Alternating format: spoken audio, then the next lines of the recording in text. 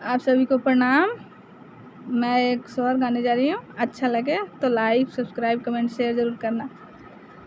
चैत की राम नामी तारम जे जनम लिहाले हो, अरे उनका तावा में दोए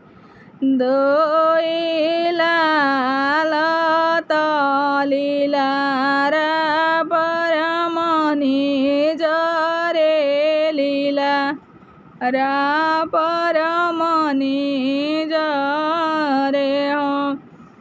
चिट्ठी आज लिखेली कोशिला रानी देवी के सुमित्रा थे, देवे के कैया थे हो।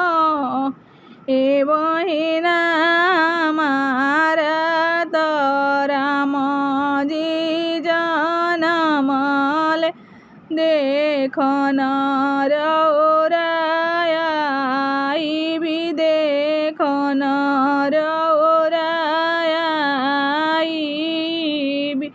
चारी सखिया गा चारी पाछा भइली और चारी बाछा भइली हो, यारे रंत सजले आवे लिखे कोया बहिना राम जी के देखो न राम जी के देखो।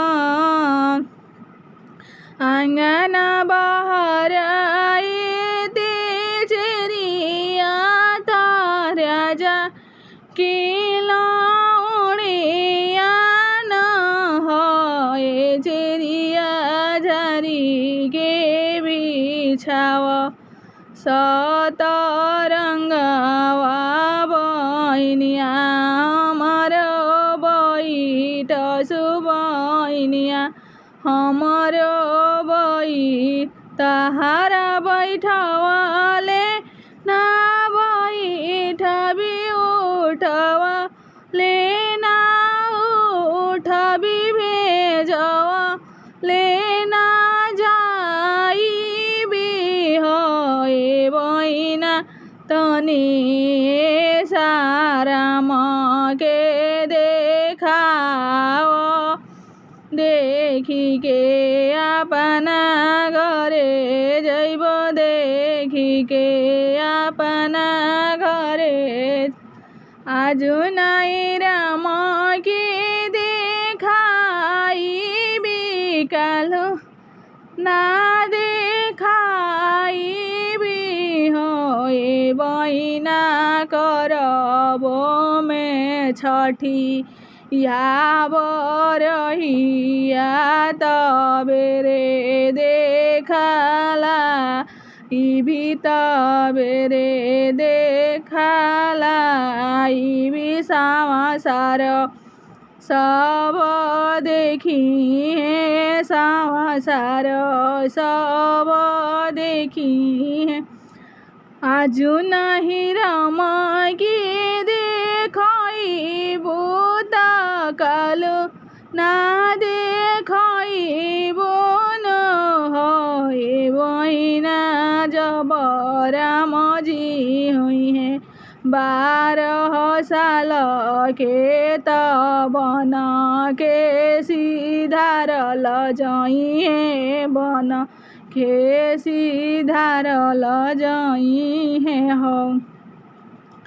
ऐसनी बोले जानी बोला बहिना हो के कैया बहिना हो।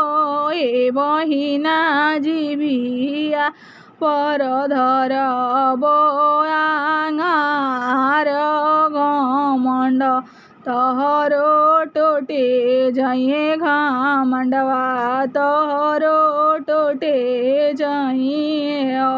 छोटे जाइए सासो जी की उघटन ननद जी की पैचान हो यारे छुटल नीर बंसी या के नावलवटी